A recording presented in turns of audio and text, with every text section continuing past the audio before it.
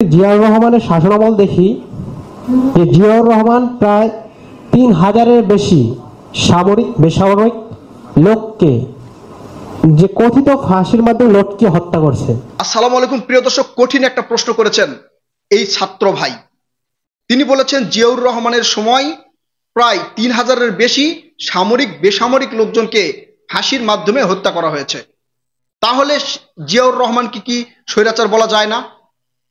প্রিয় দর্শক, এই ঘটনা কেন ঘটলো তার বিস্তারিত বলছি, এই প্রশ্ন কেন আসলো তার বিস্তারিত আপনাদেরকে বলছি। তার আগে আমাদেরকে একটা ইতিহাস জেনে আসতে হবে যে এই যে ১৯৭১ সাল থেকে জিয়াউর রহমানের শাসন আমল পর্যন্ত কি হয়েছিল সেটা আমাদেরকে জানতে হবে। তার আগে সংক্ষেপে ওই বিষয়টা বলে রাখি, এই যে জামাতের যে ছাত্র শিবির আছে, এই ছাত্র শিবির একটা বই প্রকাশ করেছে। সেই বইয়ে বাংলাদেশে কে কে স্বৈরাচারী শাসক হিসাবে প্রতিষ্ঠিত হয়েছিল তাদের নাম কিন্তু সেখানে উল্লেখ করেছে। সেই নামের মধ্যে আইয়ুব খান রয়েছে, সেই নামের মধ্যে শেখ মুজিবুর রহমান রয়েছে, সেই নামের মধ্যে এরশাদ রয়েছে, সেই নামের মধ্যে শেখ হাসিনা রয়েছে। অর্থাৎ এই চারজন শাসক বাংলাদেশের স্বৈরাচারিত্ব প্রতিষ্ঠা করেছিল এবং তাদের পরিণতি কি হয়েছিল সেই বিষয় নিয়ে তারা ওখানে লিখেছে। এখন এই ভাইয়ের প্রশ্ন হচ্ছে যে জিয়াউর রহমানের সময়ও তো প্রায় ৩,০০০-এর বেশি সামরিক বেসামরিক লোকজনকে ফাঁসি দেওয়া হয়েছে, তাহলে জিয়াউর রহমানের নাম এখানে নেই কেন? এর কি প্রশ্নের উত্তর দিলেন হচ্ছে এই ছাত্র শিবিরের পক্ষ থেকে, সেটা আপনাদেরকে বলছি। তার আগে যে ইতিহাসের যে কথাটা বললাম সেটা বলি। ১৯৭১ সালের পর থেকেই ক্ষমতার মসনদে বসেছিলেন শেখ মুজিবুর রহমান। তার সময় অনেক ঘটনা ঘটেছে তার সময়, সেটা জানেন যে বাকশাল প্রতিষ্ঠিত হয়েছিল, রক্ষী বাহিনী প্রতিষ্ঠিত হয়েছিল। এর ফলে ১৯৭৫ সালের ১৫ই আগস্টে সেনা অভ্যুত্থানে শেখ মুজিবুরের পতন ঘটে, শেখ মুজিবুর রহমান সেখানে কিন্তু নিহত হয়। তারপরেও কিন্তু আরো একটা এই যে সিপাহী বিদ্রোহ হয়েছিল, এটা ৩রা নভেম্বরে মানে এই ৩ মাসের মাথায় ৩রা নভেম্বরে একটা সিপাহী বিদ্রোহ হয়েছিল এবং সেটা কিন্তু এই জিয়াউর রহমানের মানে যে শাসন আমলটা, সেই শাসন আমলেই এর বিচারের দায়িত্ব পড়ে। এখন জিয়াউর রহমানের সময় যে ঘটনাগুলো ঘটেছিল সেই ঘটনার প্রেক্ষিতে জিয়াউর রহমান এদেরকে ফাঁসি কার্যকর করেছে। এখন ঘটনাগুলো কি ঘটেছিল ধরেন, এই যে 15ই আগস্টের যেই হচ্ছে বিচার বা হত্যাকাণ্ডের যে বিচার, আবার ৩রা নভেম্বরের যে হত্যাকাণ্ডের যে বিচার, সেগুলো কিন্তু জিয়াউর রহমান করেছিল। আবার বাংলাদেশ এবং রক্তর ঋণে যে অ্যান্থনি মাকারেস যে কথাটা বলেছেন ওই বইয়ে যেটা বলেছেন, সেখানে কিন্তু এই এক্সট্রা জুডিশিয়াল কিলিং অর্থাৎ নির্বিচারে জিয়াউর রহমান যে ফাঁসিগুলো দিয়েছিল সেটা কিন্তু লেখা নাই।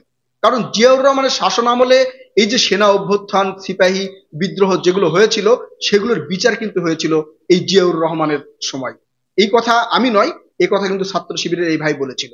অর্থাৎ স্বৈরাচারী হতে হলে কিছু একটা এভিডেন্স লাগে, সেই এভিডেন্সে থাকবে নির্বিচারে হত্যা, নির্বিচারে শাসন, জুলুম, অন্যায়, অত্যাচার, খুন, গুম, এগুলো কিন্তু থাকবে।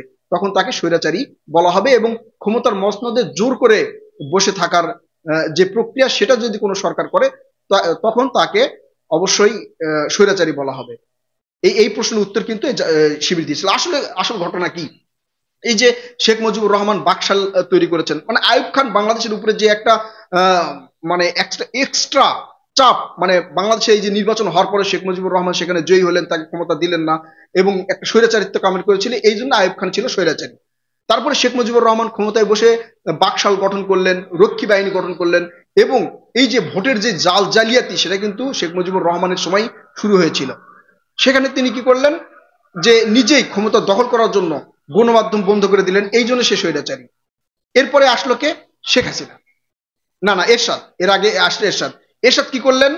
এই যে সামরিক শাসন তৈরি করলেন এবং সেখানে সে মানে সারা জীবন ক্ষমতায় থাকার একটা ব্যবস্থা তিনি করলেন। যেভাবে সারা জীবন মানে প্রশাসন শুরু করে সবকিছু গুছিয়ে নিয়ে সারা জীবন সে ক্ষমতায় থাকবে, সেটাও কিন্তু এই জনতার অভ্যুত্থানে পতন ঘটেছে। এই জন্য এরশাদ হচ্ছে স্বৈরাচারী। শেখ হাসিনা কেন স্বৈরাচারী? শেখ হাসিনা এই 15 বছর মানে দিনের ভোট রাতে করেছে, খুন গুম। শেখ হাসিনার বিষয়টা মানে যতজন অতীতের স্বৈরাচারী ছিল তার চেয়ে বেশি স্বৈরাচারিত্ব প্রতিষ্ঠা করেছে হচ্ছে শেখ হাসিনা। এখন এই ক্ষেত্রে জিয়াউর রহমানের নামটা কেন টানলেন? যে জিয়াউর রহমানের সময়ও কি করা হয়েছে যে ৩,০০০-এর বেশি মানুষকে সেখানে মানে ফাঁসির মাধ্যমে হত্যা করা হয়েছে। সেটা ফাঁসির মাধ্যমে হত্যা করা হয়েছে, বিচারের মাধ্যমে হত্যা করা হয়েছে। আপনারা কতটা ইতিহাস পড়েছেন জানি না, আমিও যে খুব একটা ইতিহাসবিদ তাও নয়। এই সেনা অভ্যুত্থান বা সিপাহী বিদ্রোহ যেগুলো হয় এগুলোর সাথে যারা জড়িত তাদের মানে সর্বোচ্চ দণ্ড কিন্তু মৃত্যুদণ্ড। অর্থাৎ এদের বিচারের যে সর্বশেষ রায় সেটা হচ্ছে মৃত্যুদণ্ড। এই জন্য এই জিয়াউর রহমান কিন্তু এই বিগত যতগুলো ঘটনা ঘটেছে সবগুলোর বিচার জিয়াউর রহমান করে গেছেন, এবং এটা একটা বিচারের মাধ্যমে, এক্সট্রা জুডিশিয়াল কিলিং কিন্তু নয়।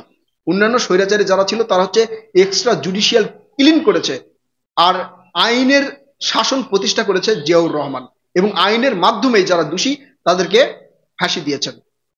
এই জন্য জিয়াউর রহমান নাম উনি বলছেন যে এই যে বাংলাদেশ এবং রক্তের ঋণ বইয়ে যেটা লিখে গেছেন ওখানে আসলে পুরোটা ইতিহাস পড়তে হবে।